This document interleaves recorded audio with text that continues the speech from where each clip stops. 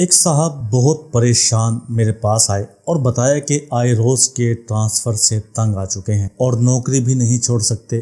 ایک مکان سے دوسرے مکان میں شفٹ ہونا آسان کام نہیں ہے اور بھی بہت سے مسائل ہوتے ہیں۔ اب سکون سے ایک ہی شہر میں جاب کرنا چاہتا ہوں، کوئی حل نہیں۔ تو اسے ایک چھوٹی سی سورت پڑھنے کو دی تو کچھ ہی دنوں میں دوبارہ واپس آیا تو بہت خوش تھا۔ اس نے بتایا کہ اس کا ٹرانسفر رک گیا ہے۔ اس صورت نے تو کمال ہی کر دیا۔ اگر آپ بھی چاہتے ہیں کہ آپ بھی ایسی صورتحال سے نکلیں تو آپ اس ویڈیو کو پورا لازمی دیکھیں۔ آج کا وظیفہ خاص طور پر ان افراد کے لیے ہے جو اپنا ٹرانسفر رکوانا چاہتے ہیں یا کرانا چاہتے ہیں۔ قرآن پاک کی ایک چھوٹی سی صورت پڑھ لیں، پھر دیکھیں کہ کیسے آپ کا ٹرانسفر رک جائے گا۔ بعض دفعہ یہ ٹرانسفر آپ کے ساتھ زیادتی بھی ہوتا ہے۔ اگر آپ کو لگے کہ آپ کے ساتھ ناانصافی ہو رہی ہے تو اس وظیفے کو لازمی کریں۔ یہ وظیفہ آپ کو پریشانی سے نکال سکتا ہے۔ ایک چھوٹی سی سورت آپ کو پریشانی سے نکال سکتی ہے۔ یہ وظیفہ سورۃ اللہب کا وظیفہ ہے۔ قرآن پاک کی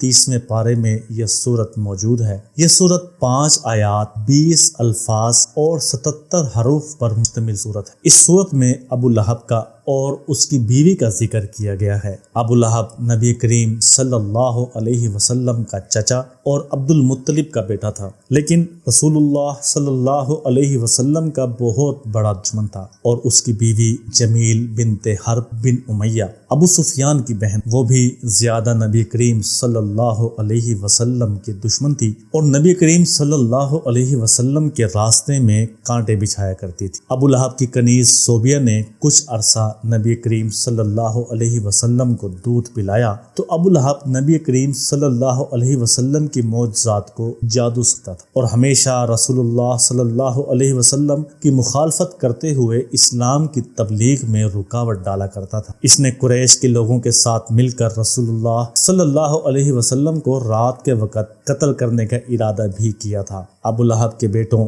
عتبہ اور عتیبہ کے نکاح میں رسول اللہ صلی اللہ علیہ وسلم کی صاحبزادیاں حضرت رقیہ اور حضرت ام کلثوم۔ اس صورت کے نازل ہونے کے بعد ابو لہب نے ان کو طلاق دلوا دی۔ عتبہ کا واقعہ بڑا ہی عبرتناک ہے۔ اس نے رسول اللہ صلی اللہ علیہ وسلم کی صاحبزادی کو طلاق دینے کے ساتھ رسول اللہ صلی اللہ علیہ وسلم کے ساتھ گستاخی بھی کی۔ ایک سفر میں شیر نے اسے پھاڑ ڈالا اور ابو لہب کا انجام بھی برا ہوا۔ جنگ بدر کے کچھ دنوں بعد اس کا ایک بیماری کی وجہ سے انتقال ہو گیا اور اس کے بیٹوں نے بہت مشکل سے اس کی تدفین، جسے اللہ تعالی نے دنیا میں بھی عبرت بنایا اور آخرت کی سزا تو ابھی باقی ہے۔ اللہ تعالیٰ کے کلام میں بڑی طاقت ہے۔ آپ پابندی اور محبت سے نماز ادا کریں۔ جب آپ پابندی سے نماز ادا کرتے ہیں پورے دل سے تو پھر آپ کا کام 50% تو ویسے ہی ہو جاتا ہے۔ 20% رو کر گڑ گڑا کر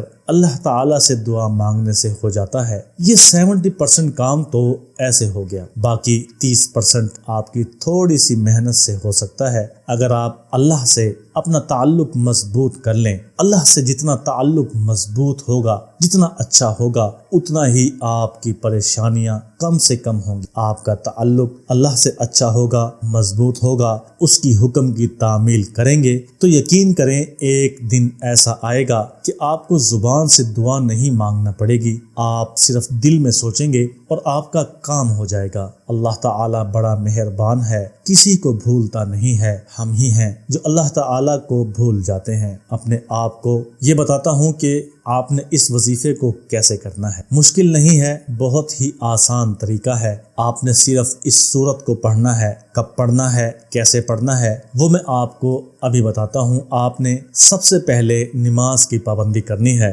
اگر آپ کا ٹرانسفر ہو گیا ہے اور آپ جانا نہیں چاہتے، اپنا تبادلہ رکوانا چاہتے ہیں تو عشاء کی نماز کے بعد اول و آخر 1 مرتبہ درود شریف اور پھر 41 مرتبہ سورۃ اللہب بغیر بسم اللہ کے پڑھنی ہے۔ سورۃ لہب یہ ہے، میں آپ کو پڑھ کر سناتا ہوں۔ تبت یدا ابی لہب وتب ما اغنی عنہ مالہ وما کسب سیصلی نارا ذات لہب وامرأتہ حمالۃ الحطب فی جیدہا حبل من۔ آپ نے یہ عمل جب تک کرنا ہے جب تک آپ کا مقصد پورا نہ ہو، تب تک آپ نے اس عمل کو کرنا ہے اور اللہ تعالی سے دعا کرنی ہے کہ جو میرے حق میں بہتر ہے وہ فیصلہ ہو جائے۔ اللہ تعالی سے دعا کے ذریعے بات کیا کریں، گلے شکوے بھی اپنے رب سے لازمی کیا کریں، اپنے دل کا حال اپنی زبان سے بھی اللہ تعالی کو بتایا کریں۔ کتنا سکون ملتا ہے آپ خود آزما کر دیکھیں۔ اللہ تعالی پر بھروسہ رکھتے ہوئے اس عمل کو شروع کریں۔ اس عمل کو کرنے میں بہت کم ٹائم لگتا ہے، لیکن اس کو کرنے سے آپ کا مقصد انشاءاللہ جلد ہی پورا ہو جائے گا۔ دعاؤں میں یاد رکھیے گا، اپنا بہت سا خیال رکھیے گا۔ برکت کے طور پر کمنٹس میں اللہ تعالی کا ایک نام لازمی لکھ دیں۔ میرے چینل کو بھی لازمی سبسکرائب کر دیں۔ اللہ حافظ۔